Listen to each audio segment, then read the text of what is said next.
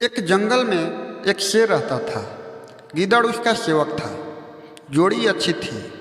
शेरों के समाज में तो उस शेर की कोई इज्जत नहीं थी, क्योंकि वह जवानी में सभी दूसरे शेरों से युद्ध हार चुका था।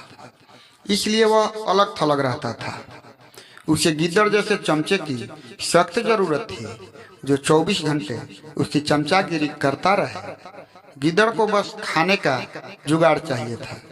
पेट भर जाने पर गीदड़ उस शेर की वीरता के ऐसे गुण गाता कि शेर का सीना फूलकर दुगना चौड़ा हो जाता। एक दिन शेर ने एक बिगड़ैल जंगली सांड का शिकार करने का साहस कर डाला। सांड बहुत शक्तिशाली था। उसने लात मारकर शेर को दूर फेंक दिया। जब वह उठने को हुआ तो सांड ने फांव फांव करते हुए शेर को सींगों से एक पेड़ के साथ रगड़ दिया। किसी तरह शेर जान बचाकर भागा। शेर सिंहों की मार से काफी जख्मी हो गया था। कई दिन बीते, परंतु शेर के जख्म ठीक होने का नाम नहीं ले रहा था। ऐसी हालत में वह शिकार नहीं कर सकता था। स्वयं शिकार करना गीदड़ के बस का नहीं था।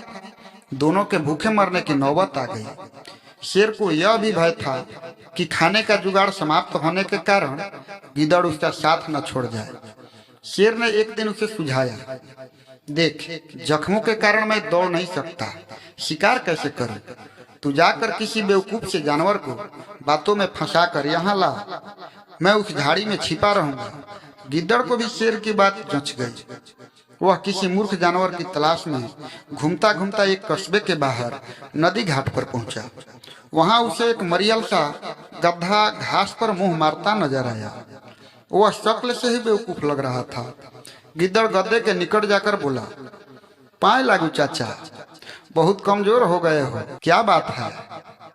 गधे ने अपना दुखड़ा रोया, क्या बताऊं भाई, जिस धोबी का मैं गधा हूँ वह बहुत क्रूर है।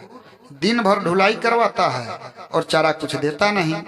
गिद्दड़ ने उसे न्योता दिया, चाचा मेरे साथ जंगल चलो ना, वहाँ बहुत हरी हरी घास है, खूब चरना, तुम्हारी सेहत बन जाएगी। गधे ने कान फड़फड़ाए, राम राम, मैं जंगल में कैसे रहूंगा? जंगली जानवर मुझे खा जाएंगे।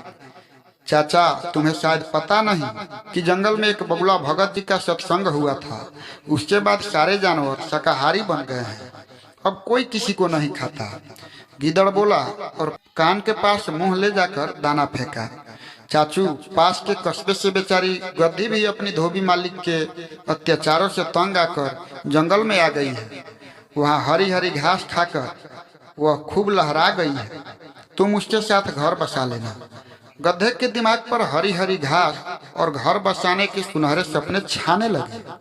वह गिद्दड़ के साथ जंगल की ओर चल दिया। जंगल में गिद्दड़ गधे को उसी झाड़ी के पास ले गया जिसमें शेर छिपा बैठा था।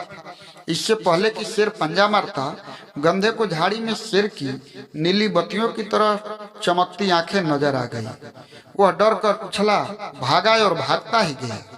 शेर बुझे स्वर में गिद्दड़ से बोला, भाई इस बार मैं तैयार नहीं था, तुम उसे दोबारा लाओ, इस बार गलती नहीं होगी।